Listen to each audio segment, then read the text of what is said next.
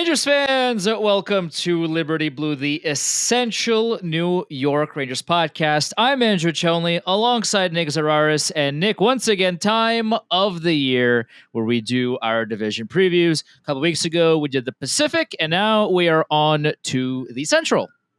Central's produced two of the last five Stanley Cup champions. Colorado a couple years ago, the Blues back in 2019. A lot of teams that are firmly in the NHL's middle class, like the Blues, the Wild, the Predators are trying to break themselves out of that middle class back into the contender tier. You've got a team like Winnipeg, which isn't really in either of those camps, where if things break right for them, they very well could be in the contender tier, depending on how some of their young guys translate, or they might end up closer to where Minnesota and St. Louis are. You also have the Blackhawks, who are 3 years into trying to climb out of the abyss and have, I won't say buzz, but a little bit of excitement. And then you have the pure novel curiosity of what Utah is going to look like in their first season in their new locale. Naturally, you start at the bottom because you want to keep the audience watching the entire time. So we'll talk about the interesting teams at the end. Sure. At the outset, the Blackhawks. We are going into year 2 of Connor Bedard. I will say, and this is going to sound stupid, but I think we're getting a little ahead of ourselves. We all agree he's going to be good. He played like 58 games last year. Let's relax just a smidge. I'm excited too, but I'm seeing him in like top 30s, top 20 players in the world. Let him play. Yeah. He's 19 years old. He's not of legal drinking age. He can't buy lotto tickets. He can't buy alcohol. He can't rent a car. He could go to war, though. He could go to war, but that's a different conversation for a different podcast. But the Blackhawks have really slow played this. You know, there are different ways to go about rebuilding, putting your team back together, but they have moved at an agonizingly slow pace. They've got the franchise blue chip guy to build around. And now it's not so much about being competitive, because we all know they're still probably at least 1 or 2 seasons away. It's about beginning to build a strong foundation. It is about putting Bedard in a position to succeed. It is about putting Alex Vlasic in a position to succeed.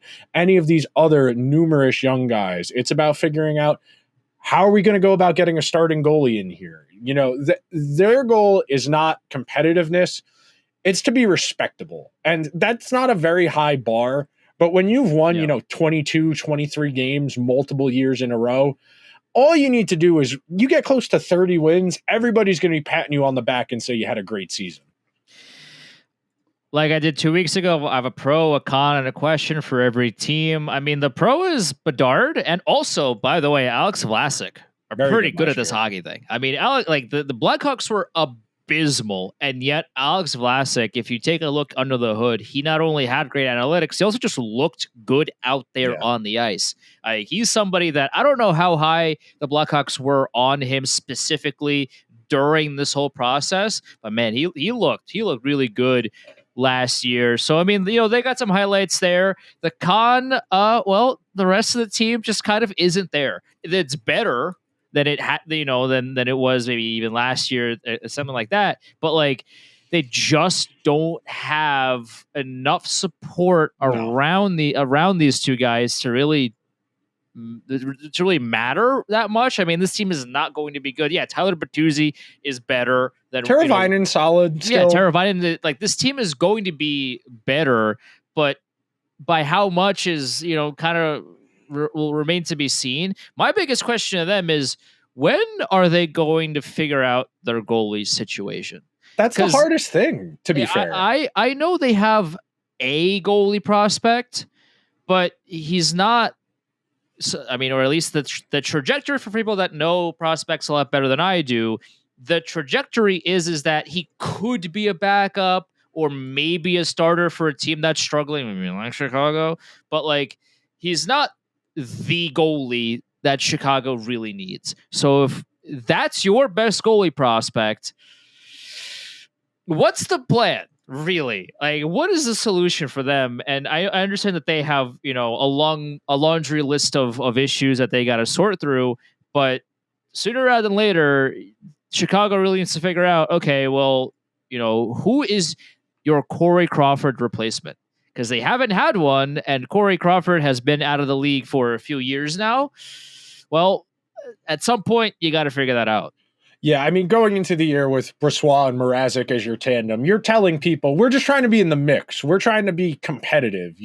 This is better than what it was the year they were just outright tanking to try and get Bedard. Sure. But you're going into the season with two tandem goalies on the wrong side of 30 who have a lot of miles behind the team that's going to be bad defensively. So you're asking a lot. And like we said at the outset, as long as the Blackhawks take even modest steps forward, I think everyone will be fine with it. It's really just a matter of not turning into Ottawa, not turning into Buffalo. I think this is the first real season you could say, I'm not expecting a lot, but take some steps to get close to 80 standings points. Yep. If you're in the mid to high 70s in terms of your standings points coming off of with this roster, that would be pretty impressive and something the Blackhawks can build off of and feel good about.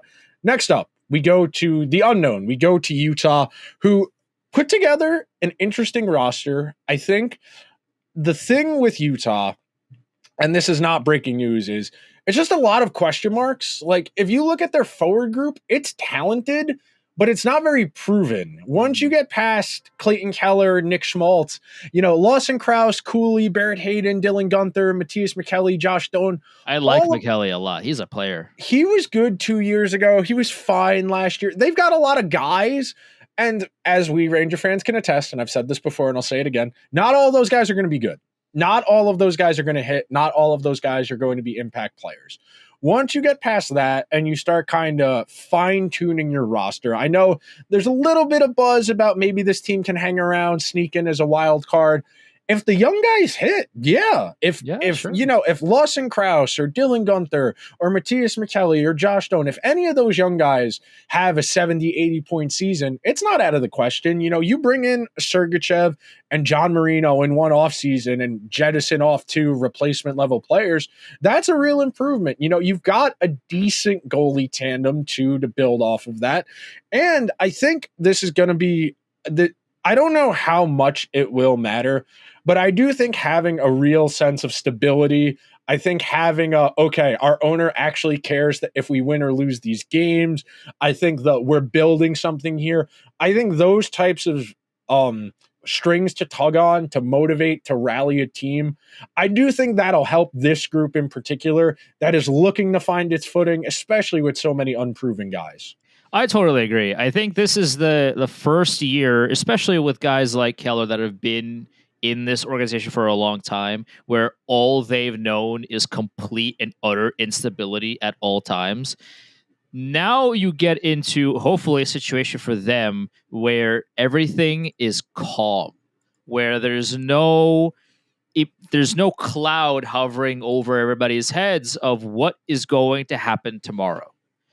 That, by all accounts, should hopefully will for these guys is gone. Hopefully that cloud is gone. It's moved past. It's stayed in Arizona, and in Utah they have a team, a general manager, a head coach, a foundation in place that is not going to be questioned at every step of the way.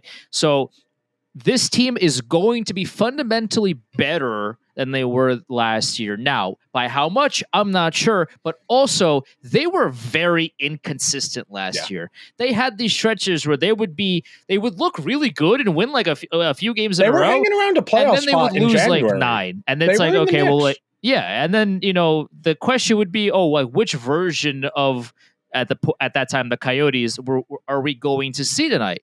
I think now with these additions, like you mentioned, they are going to be a more consistent team. How that'll translate to standings points, it's going to be difficult to measure, only because their depth isn't there yet, like you mentioned, and also they're in the Central, which is it's a very top-heavy division. I mean, the teams that we're going to get to in a minute here, I mean, they are still powerhouses, and I just don't see how Utah is better than a lot of them. But I think Utah fans are going to watch a team that is scrappy, that they're going to be fun to watch.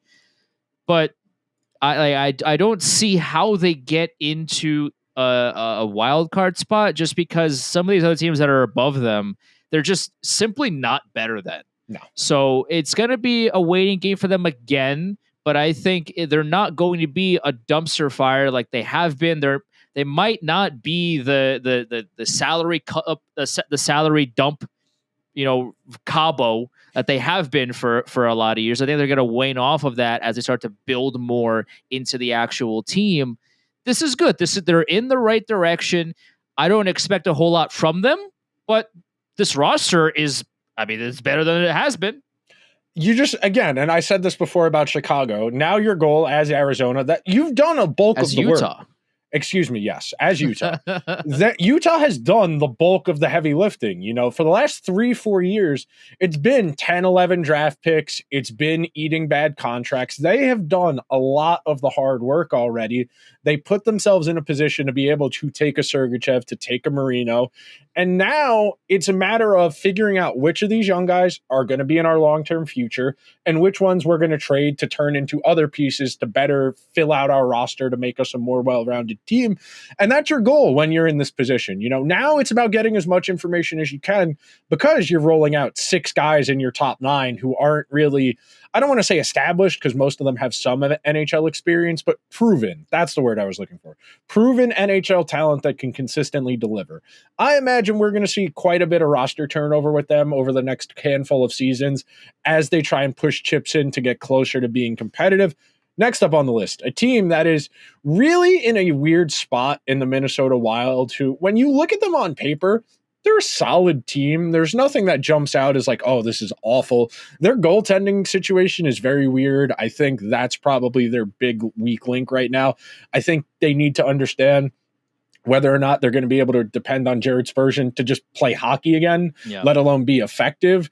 But the forward group, there's plenty of talent. The defense with Spurgeon looks decent without him. They're definitely a guy short. And then the goalie room, 2 years ago, Gustafsson played them into a playoff spot. And then last year, him and Marc-Andre Fleury were so bad, it kind of torpedoed the team and kept them from making a playoff run, in spite of the fact you had Brock Faber come in out of nowhere as a 20-year-old and be one of the 10 best defensemen in the entire league. You had Matt Boldy take another step forward after signing that long-term extension. The thing with the Wild here is kind of marrying that old group of Zuccarello, Ryan Hartman, Kaprizov, to Boldy, to Marco Rossi, to Brock Faber, and kind of not necessarily facilitating a handoff from one group to the other, but more so blending them together and then finding out if you actually have enough. Because I still feel like they're a little bit short of the rest of the contemporaries in this division, but it's not a bad roster. The talent is there for them to surprise people and kind of go on that like mid-February to mid-March run where they just get every single point they can and they just make the playoffs off of that.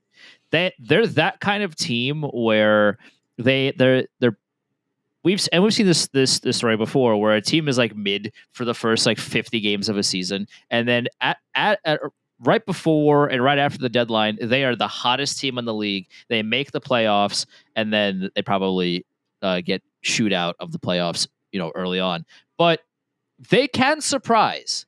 This is a team that probably would be a wild card team in a different division, but because they're in the Central, most teams in their division are simply better than they are. Yeah. Like, they're not beating St. Louis. They're not beating Nashville. They're not beating Dallas or Winnipeg. Like, they're not beating these teams.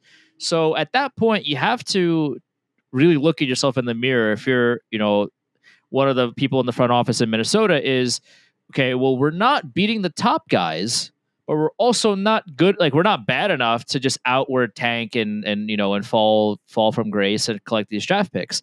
They are a team right now that's, before the realignment of playoffs, they were what I would like to call in shareholders of the 9-12 hole, where they are not bad enough to be really bad and fall down to the worst spots in their conference, but not good enough to really make a push for the playoffs and really kind of be a dangerous kind of scary force to play around with when the time comes. They're mid. So my question to them is what are they going to do to stop being mid? Because their goaltending is not great. Their forward group is okay. Their defense is, like you said, it kind of hinges on Jared Spurgeon pretty drastically. Like, their blue line is okay if he plays. If he doesn't play, not a great blue line to say the least. So they're not bad. They're not good, but they're like, they could go on that run where they just win 12 games in a row and make the playoffs off of that. The last thing for them is really, can any of those young guys really blow up? You know, if Marco Rossi can be really good for them, that answers the question. And to your point, you know, how do you go from mediocre to good? You need something unexpected. And that's Rossi exploding. That's Matt Boldy exploding. That's Brock Faber exploding, even more so than they already have. Maybe it's Joel Eriksson Ek or Ryan Hartman getting back to closer to what they were counting stats wise 2 or 3 years ago. You know, Hartman had that one like 35 goal season kind of out of nowhere. He's probably more of a 20 goal guy, but on the Wild, as you said, they're good enough to hang around, but even if they get in, they're going to have a steep uphill battle against whoever they would play in the first round. Moving along, after the Wild, we get to another team firmly residing in that middle of the pack, the St. Louis Blues. Individual pieces are very nice. You know, Kyrou, Robert Thomas, Buchnevich, really solid foundational pieces. They are very high on Jake Neighbors, who, you know, not a lot of NHL experience yet, but somebody who very well could slide in there. They bring in Holloway and Broberg on the offer sheets. They jettison out Kevin Hayes to Pittsburgh, and they're kind of in a similar boat to Minnesota, where I like a decent chunk of their team. It's just not better than the other teams. Like, especially you go to that back end, you know, you bring in Ryan Suter as the other guy to be bought out 3 times other than Tony DeAngelo. You're rolling with 34-year-old Justin Falk, like 37-year-old Nick Leddy. The defense is just not good. The forward group is fine. Yeah. And then the goaltending room, it depends. You know, Binnington was fine this past year. He's definitely his best year. He was really good last year, I thought. His best year in the last like 4 years, definitely his best season, but it's hard to be excited about this group. It's fine. It's very reminiscent of what we were just saying with Minnesota, where they're not awful, but they're not very good. You know, they went on that nice little run when they brought in Doug Bannister as the interim coach last year. They got themselves close to a playoff spot. I want to say they were 7 or 8 points back at the last spot last year. But they're very mediocre. They will very much be a team dependent on their puck luck to dictate where they finish. And there's not really, it's not like Minnesota where you have a Marco Rossi of like, oh, this guy, maybe he unlocks something.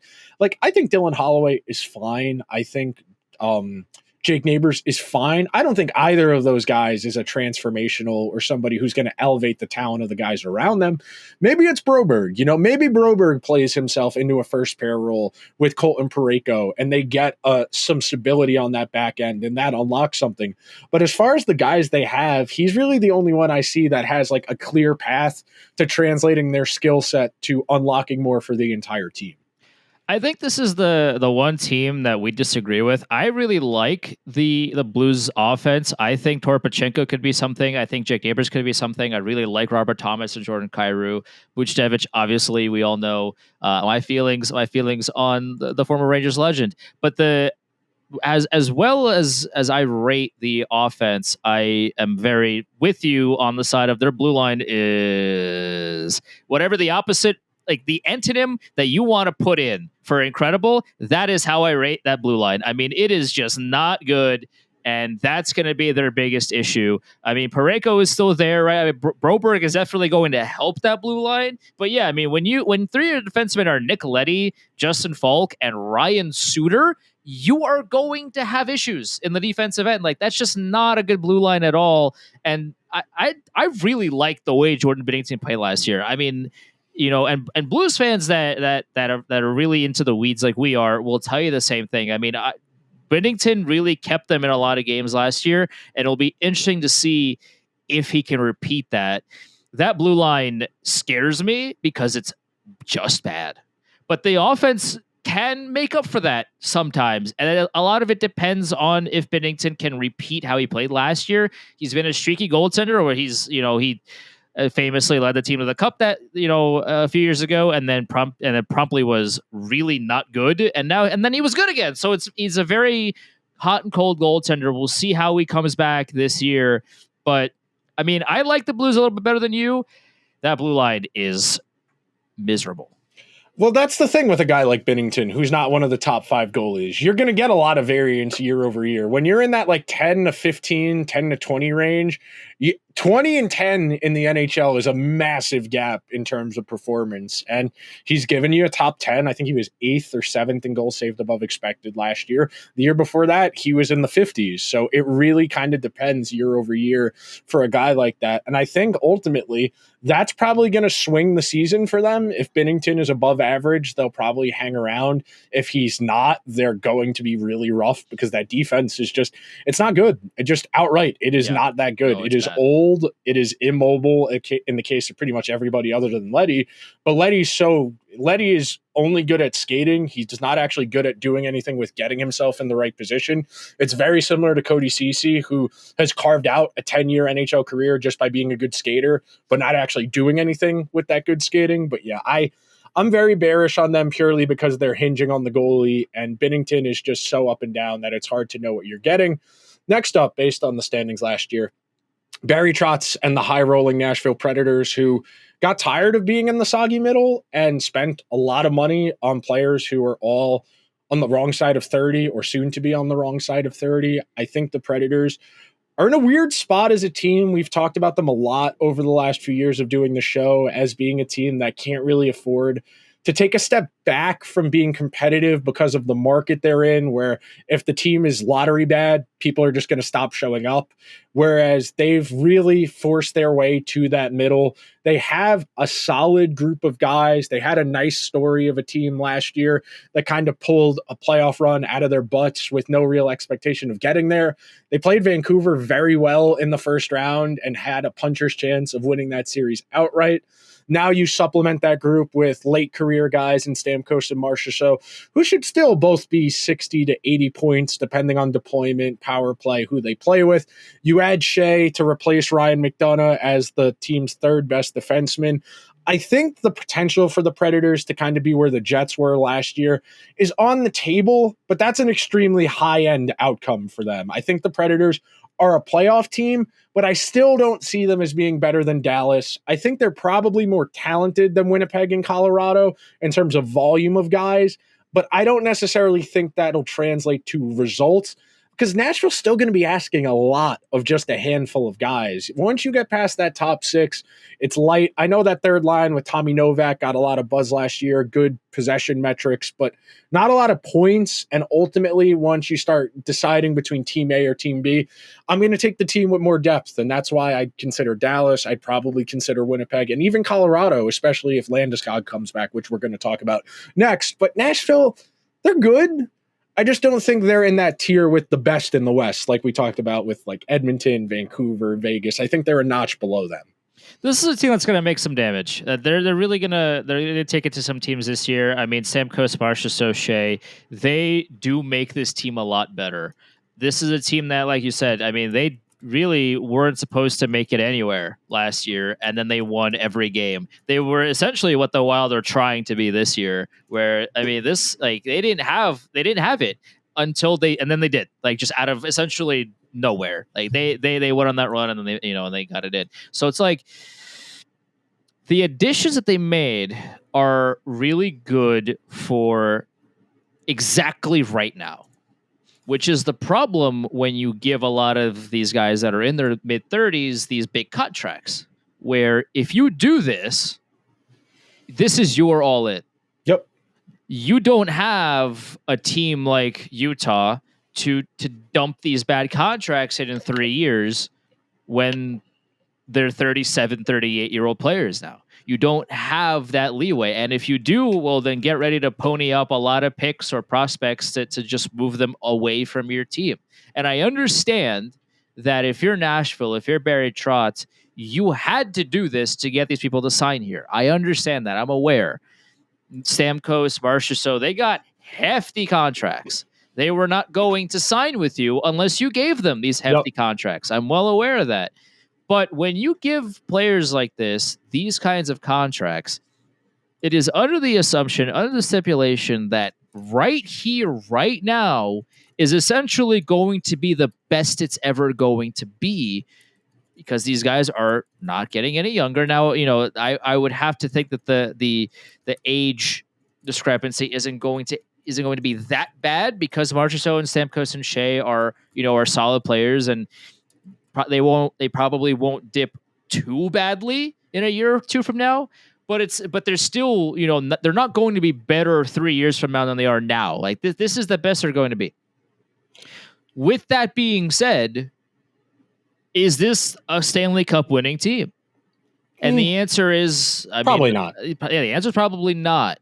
So what is the best case scenario for now? I mean, obviously, for the best case scenario for any team is to win the Stanley Cup, but like realistically, what is the best case scenario for this roster? If this is the best it's ever going to be with this core now, with the contracts that you've handed out to these guys, and they're probably not a playoff team compared to some other teams in the West and the East, then what is the goal?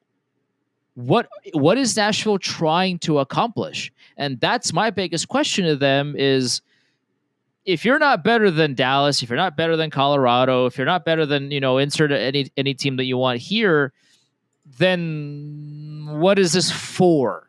And that is something that they're going to have to figure out between now and February until the trade deadline, where we'll see where they are. I think they're going to be in a playoff spot. I think they're going to add more to this. I think they're going to add more depth players and, really round out this team. But it's going to be, maybe a little bit more harrowing than Barry would like. It's fascinating to me from like a perspective that Barry finally gets out on his own. And reportedly that was ultimately why he left Long Island, was he wanted more of a say on the control of the roster, and promptly did like the anti-Lamoriello of buying out Matt Duchene and then the next summer putting all this money back into the roster, as opposed to trying to promote guys internally to save money, that type of thing. But they're good enough where they will be annoying. They will go on a heater at some point in the regular season. One of the sports media talking heads will anoint them as like, why weren't anyone talking about the Predators? They spent all this money. Of course They were going to be good. They will be a good buzz team. They will go on a nice run at some point this season, and everybody's going to start talking themselves into them. And as I said, I think they're good enough where they should be a playoff team. I think depending on who they draw matchups wise, I think they can win a round or two. You get Saros going really quickly. It starts being, okay, if we only need to get Saros going and we only need 4 goals a night, I think we can beat most of the teams in the West. And we didn't even get to them trading away Askarov to San Jose. That speaks to exactly what you had said about pushing all your chips in. If you were really trying to build something a little more sustainably, you would have did everything you could to try and facilitate keeping him around and maybe not tying up so much money into older players. But they push chips in. They feel like they're close. And this is one of those big picture, like macro conversations that's kind of hard to distill out. But most teams are building out their plan for a season based on the idea of, we think we can do this. If this breaks right, we can do this. Very clearly, based on the calculations and the way Nashville has spent their money, Nashville thinks they're 1 or 2 things breaking right from being a Stanley Cup good team. That's where we can kind of evaluate decision-making, because we can both look at ourselves having this conversation and say, I think that's really unlikely. It's not impossible, but I do think it would be very difficult for a team that's constructed in this way with these given players. It feels a little too wishful is kind of the way I would describe it. It's not that you can't do it. It's that you are staking a lot on something that is very unlikely.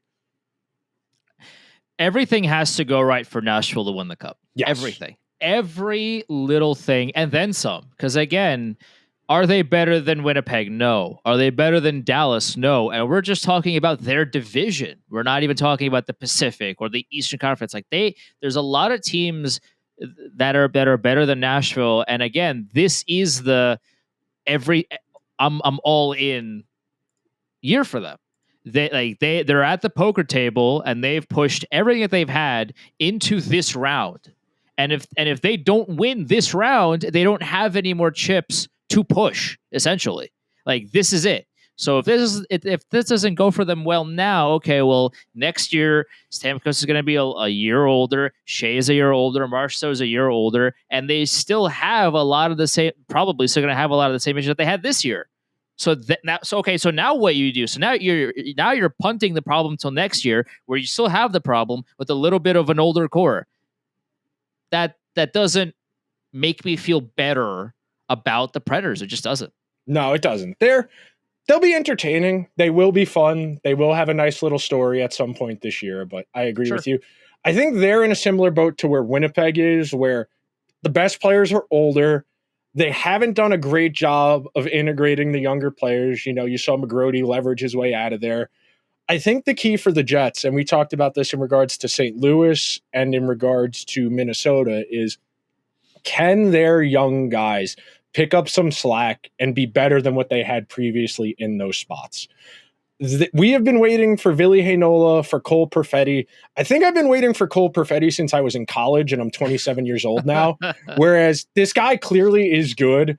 He has injury issues, which entirely fair. You can say that definitively. Yeah. He has injury issues, but when he's been healthy, he's been effective at the NHL level. And the Jets have kind of reached a point now where they have spent so much on their established guys that they need these young guys to fill in the gaps. You know, last year was as close to their best case scenario as they could have gotten. Hellebuck won a Vezina.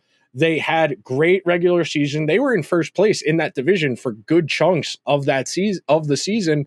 And now we sit here and you don't want to say they missed the boat because anybody can win the Stanley Cup, but it kind of feels like, you know, last year or 2018, those were the best cracks for that Scheifele and Hellebuck tandem. And now you still got Ehlers, you got Kyle Connor, you got nice pieces, but it feels hard for me to believe that this particular season will be any different than any of the last handful. You know, the only argument against that is Washington, you know, the 2018 Capitals. That's really the only way you could talk yourself into this Jets team if you think they're going to have that, oh, we just won 2 straight President's trophies, but this is the year we're going to break through.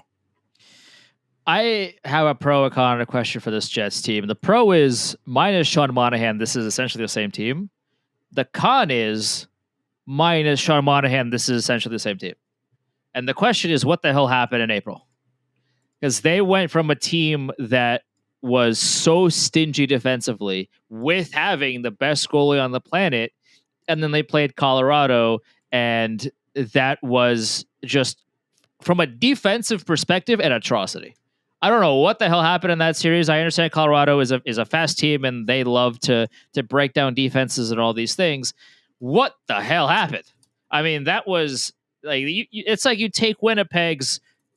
You know, they spent the entire year perfecting and improving that blue line and really honing in on their defensive zone structure and all these things, and then they get to Colorado and all of that flew out the window. I mean, what was that series? It got away from them really fast. Zero defense played at all. Like defense completely optional, and by optional I mean like they didn't play it at all. Like, that was a complete 180 reversal to what the Jets were all of last season. So they have to figure out fundamentally, can we get back to the way that they played defensively last year in the regular season? And also, what the hell happened that led us to break down so miserably against a team like Colorado? Are they able to fix that? Because there is a world in which you could convince me that, okay, you take that regular season Jets team and you play them against the Colorado Avalanche and, you know, and they win the series. Because whatever Winnipeg did leading into Colorado, they just essentially erased all of it, like the Men in Black pen. Everything, all of the memories and all of the coaching sessions were just wiped away from their memories, and they went into Colorado and forgot how to play hockey. Like, if they could take that regular season and repeat it again, and this time actually use that in the playoffs, then they're cooking, because this is the same team. But again, on the inverse of that is they're the same team that just didn't show up against Colorado. So are they going to do it again? We don't know. It's a strange place for Winnipeg to be, and they're going to win a bunch of games in the regular season. They're going to make the playoffs, but come game 1 of the playoffs, what version of them are we going to see? That's the peril of the small sample, man. That first game in that series was back and forth, high scoring. And then after that, the Jets just couldn't score another goal. And, you know, if you went player by player, you put the goalies, you put the defense, there wasn't a huge gap between the Colorado team and the Winnipeg team in terms of talent. High end wise, of course, McKinnon, Rantanen, and Makar. Sure. Once you get past those three guys, you make a strong argument the Winnipeg 9 through 12 is better than the Colorado 9 through 12. And the way they kind of unraveled and disintegrated, it really snowballed on them really quickly. And going into that series, I felt reasonably good about taking Winnipeg because I agree. In my head, I was thinking, all right, if it's Hellebuck, if it comes down to Hellebuck versus Georgiev, Hellebuck's going to win. Sure. Hellebuck, of course, was the worst goalie in the playoffs last year, but I digress. Next up, number 2 in the division based on last year, the Colorado Avalanche, who are in a weird state. They've already won their Stanley Cup.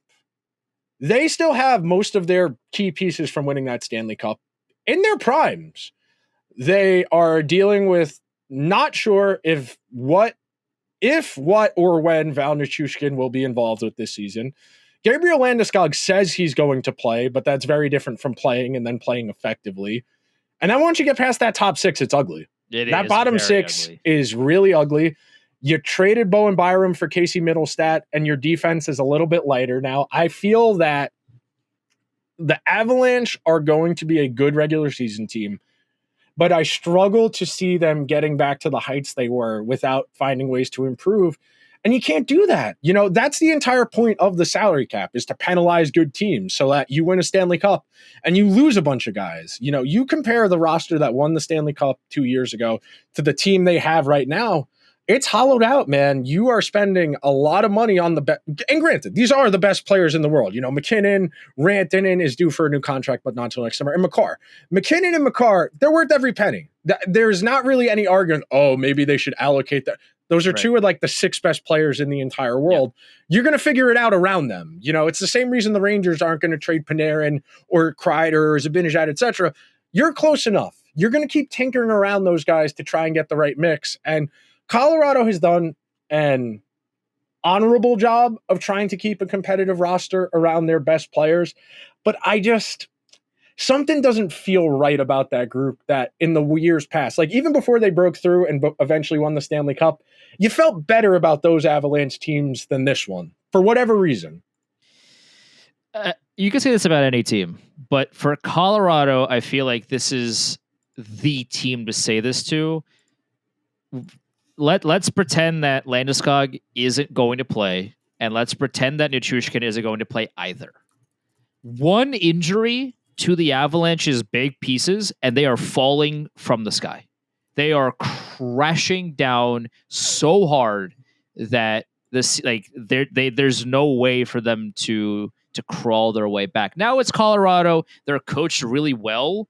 Yeah. So if nothing else, I would not be surprised if, even if there's an injury bug in Colorado, and the Mark Donk and Buzz Flibbit tweet from a few years ago really rings true to my ears. The old tweet that Mark Donk and Buzz Flibbit are playing next to Sidney Crosby, and you look up, they have 60 points. That could happen in Colorado just because of how good their top end guys are, and those essentially NHL creative players drag the team to the playoffs. I'm not saying that can't happen, but this Colorado Avalanche team is very fragile. This is a team that is very much not as deep as they have been. Their goaltending is still a massive concern, and their blue line isn't great. No. It is weaker than it's ever been. Their forward depth is as weak as it's ever been. Obviously, Landeskog and Nichushkin missing or play a big role in that. They're not with the team. Landeskog still not healthy. He says he'll play. Who knows if that's true? And Nichushkin keeps breaking the rules, and now he's out for a while. And even the Avs were like, yeah, I don't know if this could be mendable. So if that is not a mendable situation, how are you going to replace somebody like Val Nichushkin, who is one of the best two-way players in the sport? It's not easy to replace. And also, by the way, you have $2 million of cap space. Where are you going to find a Val Nichushkin for $2 million? I would love to know, because I would love to find one myself. Please do let me know. It is an impossible task if you're Colorado. And when we do our predictions, I think you might be surprised by where I put them, but I don't see the success carrying over this year. This is a weird comparison to make because the rosters and the number of players on the rosters are different. The Avalanche now kind of feel like the Lakers do after winning the bubble title, where they're just trying to find the right mix of guys around LeBron and AD, but they keep messing it up. They give away guys who they shouldn't. For some reason, Miles Wood is here, like the same reason Russ was here for some reason. Like, it doesn't really make sense in terms of trying to win again. It makes sense in terms of we got to fill out the roster. And that's always how it's felt. Because, like, even going from Kemper to Georgiev, like, on paper, it's fine. But under the hood, like, Georgiev's fine in the regular season, but he's never going to inspire confidence. No. You look at the defense, like, I get why you traded Byram for Middlestat because you needed a forward, and forward's more important than your fourth defenseman. But at the same time, you need another defenseman. It's just, this is the lightest and most top-heavy Avalanche roster I can recall. And look, they took interesting gambles on Brandstrom and Chillington. I think one of those two guys will probably end up working out because it's going to be a decent workload. They won't be asked to do a lot. They'll get shifts with good players, but it feels weird that the Avalanche are staking this much on kind of their best players just being their best players. And I know that's kind of counterintuitive, but you can only ask those guys to do so much. You know, McKinnon can only play 25 minutes a night, and that's a lot for a forward. And you can't tell, well, we got to win those minutes by even more goals. At a certain point, there's a threshold that your star player is not going to be able to meet. And then last, obviously, the Dallas Stars, who once again will enter the regular season as every analytics head's preseason pick to win the Stanley Cup. They feature emerging young talent like Wyatt Johnston, Logan Stankoven. They feature some of the best proven talent in the world like Jason Robertson and Rupe Hintz and Miro Heiskanen. We are waiting to see which tier of goalie exactly Jake Ottinger falls into. But the Stars are amongst the betting favorites to take home the Stanley Cup. They are going to be one of the best lineups on paper to going into the season. They will make a move at the deadline like they did last year where they added Chris Tanev, and it worked out very well for them. They were right there with Edmonton. They very well could have beaten Edmonton. Them against Florida would have been a coin toss series as well. I feel that for Dallas to break through, take home a Stanley Cup, it's going to be real simple. Can their best players outplay the other team's best players? Dallas is in a very, very similar position to the Rangers where they can beat other teams when their best players are better than them. But when McDavid and Draisaitl are across the way, they weren't able to do it. In very much the same vein that when the Rangers have gone against Kucherov and Stamkos or against Barkov and Tkachuk, it's just that little bit of difference between the really good and the great. That's what determines playoff series that time of year. And Dallas's guys, granted, they're young. They haven't had nearly as many cracks at it. But until they do it, I can understand people who are going to start to call them the Hurricanes of the Western Conference. The biggest pro for the Stars, I mean, there's, like you said, they're one of the best teams in the league. This is a team that knows how to win in regular season, and they know how to structure their team such that they play just a strong, fundamental game. It's really difficult to break through the Stars' core.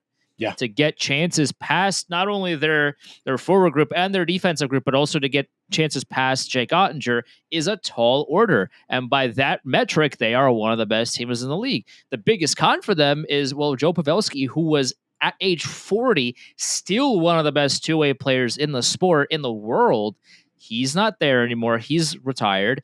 And they got Chris Tanev, and then they let him go so that they could sign Ilya Lyubushkin for reasons. Hey, well, he went to Toronto, and those Toronto teams went on great playoff runs. Yeah. Wait, what is that you're telling me? I'm hearing this for the first time. The Leafs have won one playoff series in 15 years, and Ilya Lyubushkin was a part of that series win. Okay. Oh, okay, right. Yeah, he's not. First of all, replacing Chris Tanev with Lyubushkin is a decision. I'll say that. Brendan Smith. Matt Dumba. And yeah, I like the blue line core for Dallas now has me wondering who picked up the controller, because this is not the same GM. Jim Nill did give Ryan Suter like 5 years, $5 million 2 years ago, to be fair. For reasons. But like the problem is that Jim Nill saw that he made a mistake, and then he's like, oh, well, what if I do it again with Lyubushkin? And that's kind of what he did. Like, I just don't understand what the direction of the Stars is defensively. And that is giving me a lot of cause for concern playoff wise. They're going to win a bunch of games in the regular season. They're not, no, Lyubushkin isn't going to lose the Stars 20 games in January, February. Like, that's just not how hockey's played. But come playoff time, where guys like Lyubushkin are heavily targeted on every play whenever he's out there, he's going to be a liability. And when you don't have Pavelski, one of the best two-way players in the world, on your team, that makes his job even more difficult than what it already will be. That's like the question for them is, how are they going to break through the playoff wall that they have been slamming their head up against the past few years? But I don't see how their roster decisions are going to make that easier for them. I just can't see how Lyubushkin is going to turn into a Tanev replacement and is going to play so well that it doesn't matter that Tanev isn't there anymore. I don't see that happening. I don't see somebody on Dallas coming in and replacing Joe Pavelski's two-way play. I don't see that happening either. They're going to be weaker forward-wise. They're going to be weaker defensive-wise. They're probably still going to be the best team in the West, but come playoff time, I'm not as scared of them as I was last year. One last thing on Dallas. The one thing I'm very curious to see is if they really try and over leverage themselves when the Benn and Seguin contracts expire and they have that $20 million to play with for like a season or two before they need to start figuring out the contracts for their young guys. Or if they're just going to they're basically going to reinvest their money back into their team, into Johnston, into Stankoven, into Heiskanen, or if they're really going to go and say, we're going to basically replace the Benn and Seguin cap hits with equivalent players, $10, $11 million players. And you drop two $11 million players into that group 2 years from now, and that's a scary proposition, because Johnston was already one of the best players in the playoffs last year as like a 21-year-old. And I think that'll be what mitigates the loss of Pavelski, is the fact that they have these ready to go NHL guys. I think there's a strong argument the Stars are the best drafting team in the entire league, at least in the last 5 to 10 years. They've churned over a lot of that roster around Seguin and Benn in the medium term. The one time they picked highly, they took Heiskanen. You got Jake Ottinger and Jason Robertson in the same draft. You got Hintz in the third round. You got Stankoven in like the third or fourth round. You keep doing that, you can afford to sign Ilya Lyubushkin. You can afford to sign Matt Dumba. And I know that's the negative way to think about it. The positive, the positive polarization of that is, well, if you can do that well, why can't you do everything well? And then I think the answer to that is people are human. They have soft spots. They have weak spots. And Jim Nils is veteran defensemen who are over the hill, apparently. So real quick, give me your 1 through 8 in order, please. My number 8 is Chicago. My number 7 is Utah. My number 6 is Minnesota.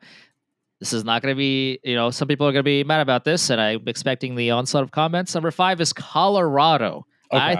I think they missed the playoffs. I really think they missed the playoffs. Number 4 is St. Louis. Number 3 is Nashville. Number 2 is Dallas. Number 1 is Winnipeg. Okay, that's interesting. So do you have just the 3 division teams, or is one of the Colorado, or is St. Louis a wild card team? I think St. Louis is a wild card team. I think they make it in. I think they're battling. I mean, Colorado is not going to be so bad that they're not going to be in the mix. They're going to be, in that conversation. But I'm not sold on the team past the obvious names. And especially because we don't know if Landeskog is going to play, he's a question. And if he does play, how good is he going to be? We don't know Landeskog's situation. We don't know Nichushkin's situation. They don't have the cap space to fix that problem. And their roster just isn't deep at all. No. You can't Rantanen and McKinnon aren't going to score 10 points tonight by themselves. They just aren't going to do that. You need other players to chip in, and I just don't see how over the course of 82 games they're going to win enough games and get enough points to make it to the playoffs. I just don't see it happening with this current roster. I just don't. I can understand that vision. That's that's like the extreme version of the outcome. I think Colorado definitely takes a step back. I think they're more of a wild card team than one of the 3 division spots. So I have Chicago 8th, Utah 7th, Minnesota 6th, St. Louis 5th, Colorado 4th. I have Nashville 3rd, Winnipeg 2nd, and then Dallas 1st in mine. I think I think Dallas is the most well-rounded of these teams. I think they probably have the highest ceiling of all of these teams. The one real concern is, as you said, the defense. And if Jake Ottinger is going to be great or if he's going to be meh. If he's going to be meh, the Stars are going to run into the same issue they did in the playoffs last year. But I think you probably see 4 playoff teams from the Central and the Pacific. I think Colorado is going to eke out St. Louis purely because if you put those 2 teams head to head, I just trust Colorado more. I understand your argument for St. Louis.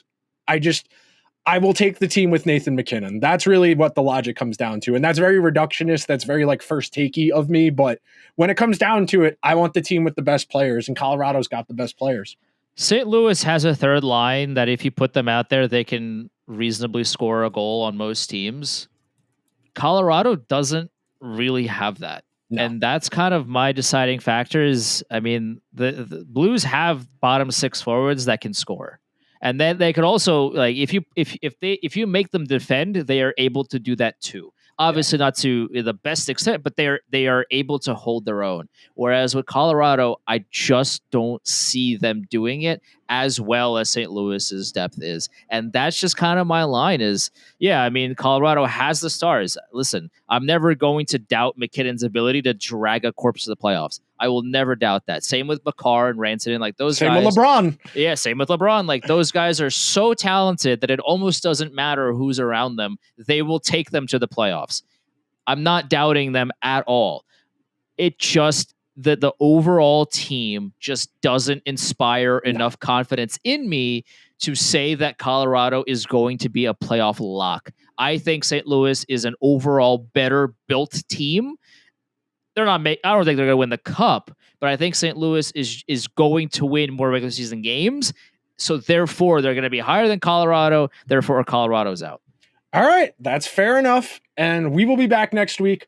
We will tackle the Atlantic Division, where I don't know, the Panthers probably win it again, right? Right? You would assume so, but that's why you're going to watch next week's episode. Be sure to subscribe wherever you get your podcasts. If you're listening on Apple or Spotify, please throw the show a 5-star review. If you're watching over on YouTube, hit the like button, subscribe, hit the alarm bell, get a notification for whenever new content goes live. Leave us your predictions, the order you think the division's going to go in, how many teams are going to make the playoffs, all that good stuff. We'll talk to you guys next week. Later.